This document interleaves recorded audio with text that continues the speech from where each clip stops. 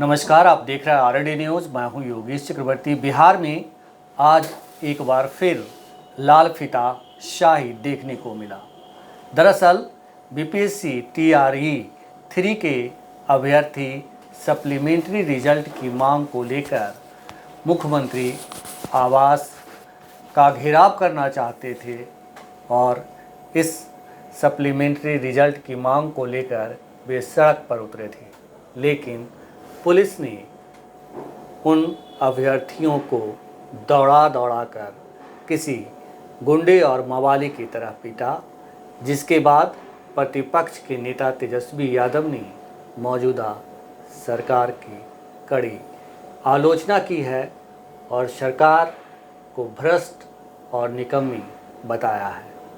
अब इस पर सियासत शुरू हो गई है और ये कोई पहली बार नहीं है जब किसी मांग को लेकर जब बिहार की जनता सड़क पर उतरती है तो पुलिस उनके साथ बर्बरता करती है। हमारे साथ सीनियर जर्नलिस्ट संतोष कुमार जी हैं।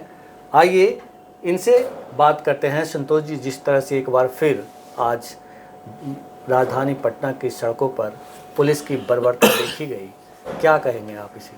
देखिए, पिछले 20 वर्षों से बिहार में नीतीश जी की सरकार है और 20 वर्षों से कोई भी प्रदर्शन हो, आंदोलन हो, उसे बेरहमी से कुचला गया है। अभी शिक्षक अभ्यर्थी का मामला हो या इससे पहले नौकरदाई संघ का मामला हो और बीपीएससी परीक्षार्थी का मामला हो या किसी मामले में बिहार बंद का आह्वान किया हो, देश बंद का आह्वान किया हो, आंदोलनकारियों को बेरहमी से हमेशा कुचला गया है। नीतीश कुमार स्वयं आंदोलन की उपज है, जेपी आंदोलन की उपज है, लेकिन किसी भी आंदोलन को वो चलने नहीं देते हैं, आंदोलन को बेरहमी से दबा देते हैं और नौकरशाही पूरी तरह से हावी है। बिहार में देखा जाए तो नौकरशाही पूरी तरह से हावी है और यहाँ तक कि अभी इतना ज़्यादा हावी हो गई है कि ना तो मंत्री का कोई सम्मान है, न विधायक का, न सांसद का, केवल नौकरशाही, और वो जो चाहती है करती है। नौकरशाही के कारण ही आज बिहार की स्थिति बद से बदतर होती जा रही है। आप शिक्षक बहाली का ले लीजिए, शिक्षा मित्र का ले लीजिए। 2005 में मुख्यमंत्री नीतीश कुमार जब बने थे तो उसके बाद सर्टिफिकेट लाओ नौकरी पाओ का के आधार पर मतलब किसी को भी टीचर बना दिया गया, पंचायत को अधिकार दे दिया गया, मुखिया और प्रमुख को अधिकार दे दिया गया नौकरी का। और ये इतनी खराब स्थिति हो गई शिक्षा की आज कि समझिए कि अब इस शिक्षा व्यवस्था को सुधारने में 50 साल लगेंगे। पूरा जनरेशन खराब हो गया, इतना खराब शिक्षक बहाल हुआ। उसके बाद फिर आंदोलन हुआ शिक्षकों का वेतन बढ़ाने को लेकर के, तो उसे कुचला गया। फिर बाद में अभी बीपीएससी के माध्यम से टीचर की बहाल हुई, अब उसे भी कुचला जा रहा है। बीपीएससी का प्रश्न पत्र आउट हुआ, बीपीएससी को लेकर के काफ़ी हंगामा हुआ, धरना प्रदर्शन, कितना हंगामा हुआ, लेकिन कोई सुनवाई नहीं, उसे भी बेरहमी से कुचल दिया गया, रिजल्ट दे दिया गया, मामला शांत हो गया। और इसकी मूल वजह है कि जब भी कोई आंदोलन होता था तो आंदोलन का साथ मीडिया देती थी और आज मीडिया की स्थिति ये हो गई है कि मीडिया सरकार की चापलूसी करने लगी है। आंदोलनकारी को ही असामाजिक तत्व बताते हैं, पार्टी से जोड़ देते हैं। यही वजह है कि आंदोलन नहीं चल पा रहा है। इसकी मूल वजह है मीडिया, और सरकार तो तानाशाह हो ही गई है। तो धीरे धीरे स्थिति बहुत ही भयावह होती जा रही है। और जिस तरह से आप देखिए, कभी भी आंदोलन होता है तो आप पीएमसी से चले जाइए, मतलब युवा वर्ग इतना बेरहमी से मारा जाता है कि उसकी कल्पना आप नहीं कर सकते। संतोष जी, जिस तरह से आज पटना की सड़कों पर बीपीएससी टीआरई 3 के अभ्यर्थियों को दौड़ा कर पीटा गया, ये किसी भी सरकार के लिए बेहद ही शर्म की बात है। निश्चित तौर पर देखिए, मैंने कहा ना, सरकार की स्थिति ये हो गई कि पूरी तरह से नौकरशाही हावी हो गई है और नौकरशाही जो चाह रही है वो कर रही है। आप पिछले अभ्यर्थियों को पिटाई का मामला हो, चाहे कोई किसी भी आंदोलन का को कुचलने का मामला हो, आप देख लीजिए नीतीश जी के 20 वर्षों में कोई एक नौकरशाह पर अगर कार्रवाई हो तो बता दीजिए, जबकि भ्रष्टाचार में पूरा तंत्र लिपटा हुआ है। लेकिन नौकरशाह के नाम पर किस पर कार्रवाई हुई? तो कुछ दलित अधिकारियों पर कार्रवाई। जो मूल जड़ हैं, जो भ्रष्टाचार में लिप्त हैं, जो लॉबी अभी नवरत्न माने जाते हैं, उन पर कभी कार्रवाई हुई क्या? विधानसभा में विधायकों को जब पुलिस बिल लाया गया था तो किस तरह से बेरहमी से विधानसभा में पुलिस को विधानसभा के अंदर बुलाकर माननीय सदस्यों की पिटाई की गई थी? क्या भूल गए आप? तो आम लोगों की तो बात छोड़ दीजिए, सदन के अंदर मुझे नहीं लगता है कि पूरे देश या दुनिया के इतिहास में सदन के अंदर कभी पुलिस बुलाई गई होगी। कश्मीर ऐसे जगह में कभी सदन के अंदर पुलिस ना गई, लेकिन बिहार में एक बिल पास कराने के लिए पुलिस को बुलाना पड़ा। अरे बिल पास बाद में पास होता। तो मैंने कहा ना, नौकरशाही पूरी तरह से हावी है और सरकार जो चाहती है उस निर्णय को लागू करती है। इन किन प्रकार दबाकर, बल से, छल से, हर प्रकार से वो अपनी नीति लागू करती है। नीतीश जी तानाशाह हैं। इसकी एक बड़ी वजह ये भी है कि विपक्ष लाचार है। विपक्ष को मौका मिलते ही नीतीश जी का दामन पकड़ने से नहीं चूकता। देखिए, तानाशाह नीतीश जी ही नहीं, जिस व्यक्ति के पास भी सत्ता आती है, जिस व्यक्ति के पास भी पावर आता है, ताकत आती है, तो वो तानाशाह हो जाता है। कोई भी व्यक्ति जब लगातार सत्ता में हावी रहता है, एक बार चुनाव जीतता है, 2 बार चुनाव जीतता है, तो व्यक्ति में अहंकार आता है, तानाशाह हो जाता है।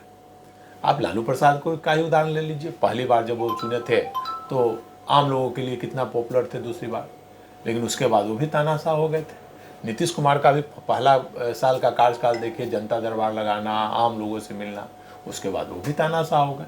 तो सत्ता जो है ना, बहुत ही बेरहम चीज़ होती है सत्ता, और सत्ता बड़े बड़े नेताओं को या अधिकारियों को तानाशाह बना देती है। नेता की बात छोड़ दिए, जिस अधिकारी को पावर मिल जाता है वो तानाशाह हो जाता है। आम लोगों के भाई बात कर लीजिए, जिस व्यक्ति के पास पावर आती है, पैसा आता है, तो तानाशाह हो जाता है। गांव में कौन तानाशाही करता है? प्रखंड में कौन तानाशाही करता है? जिला में कौन तानाशाही करता है? तो तानाशाह नीतीश कुमार ही नहीं, हर व्यक्ति जिसके पास पावर आता है वो अपने स्तर पे तानाशाह हो जाता है। तो इस संतुलन बिठाने का काम आप कह रहे हैं कि जनता का है, और जिस तरह से पुलिस जो भी आंदोलन हो, जिस भी आंदोलनकारियों को दौड़ा दौड़ा कर पीटा गया, और वो पीटने वाले लोग आम जनता हैं, किसी के बेटे हैं, किसी के भाई हैं, किसी के पिता हैं। ऐसे में आम जनता को चाहिए कि वो सरकार को उखाड़ फेंके, इसके खिलाफ, और सरकार को सबक सिखाए। लेकिन आम जनता भी बढ़ जाती है, जाति और धर्म के नाम पर टुकड़े टुकड़े में हो जाती है, और यही वजह है कि इसका फ़ायदा नेता उठाते हैं।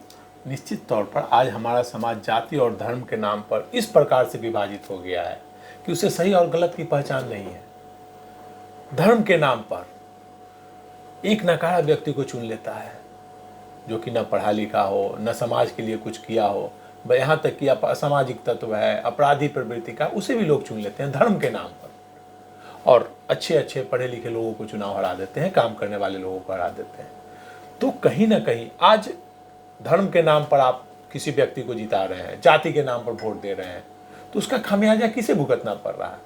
आज स्थिति हो गई है, शिक्षा व्यवस्था पूरी तरह से चौपट समाप्त हो चुकी है बिहार में, स्वास्थ्य व्यवस्था पूरी तरह से चौपट हो चुकी है। तो अगर आप आज पैसे लेकर धर्म के नाम पर और जाति के नाम पर वोट दे करके गलत व्यक्ति को चुनते हैं, तो उसका खामियाजा तो आप ही को भुगतना पड़ रहा है। वहाँ इलाज कराने जाते हैं तो वहाँ तो जाति और धर्म नहीं देखा जाता है, वहाँ तो पैसे आपके लगेंगे ही। बच्चों को पढ़ाना है तो वहाँ तो जाति धर्म नहीं देखा जाएगा, वहाँ बच्चों को तो आपको पढ़ाना ही पड़ेगा। आज एक सरकारी स्कूल कोई है जहाँ आप अपने बच्चों को पढ़ा सकते हैं?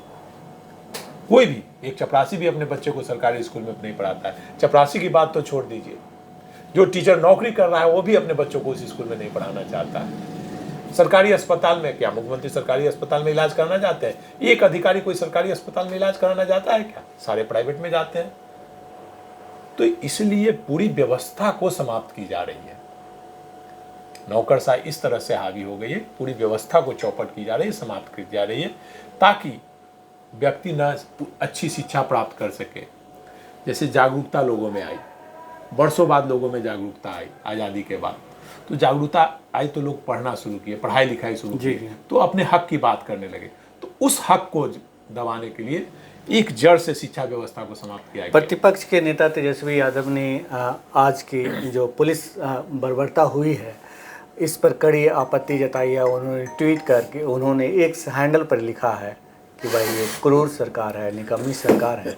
इसे आप काफ़ी मानते हैं या उनकी भूमिका कुछ और होनी चाहिए आज की तारीख में? देखिए, तेजस्वी यादव ट्वीट करने के अलावा कुछ नहीं करते हैं। आज से पहले नेता विरोधी दल कर्पूरी ठाकुर हुआ करते थे, लालू प्रसाद हुआ करते थे, सुशील मोदी हुआ करते थे, उपेंद्र कुशवाहा, विजय सिन्हा, सब लोग नेता प्रतिपक्ष में। तो कोई भी नेता प्रतिपक्ष घटना के बाद लोग घटना स्थल पर जाते थे, लोगों से मिलते थे, आंदोलन करते थे, बिहार बंद का आह्वान करते थे, पटना बंद का आह्वान करते थे। लेकिन तेजस्वी यादव का कभी आप देख लीजिए, मुझे लगता है कि पिछले 10 वर्षों से वो हैं, 15 से 25 हो गया, होने जा रहा है। 10 वर्षों से में 2 बार डिप्टी सीएम बने, नेता विरोधी दल भी बने, लेकिन कभी मुझे नहीं लगता है कि 10 बार से ज़्यादा उन्होंने कोई आंदोलन को में शिरकत की हो। केवल ट्वीट कर देना, बयान दे देना, वीडियो जारी कर देना, तो नेता विरोधी दल का ये काम। नेता विरोधी दल का काम होता है जनता के लिए, जनता के बीच जाना, आंदोलन करना, संघर्ष करना।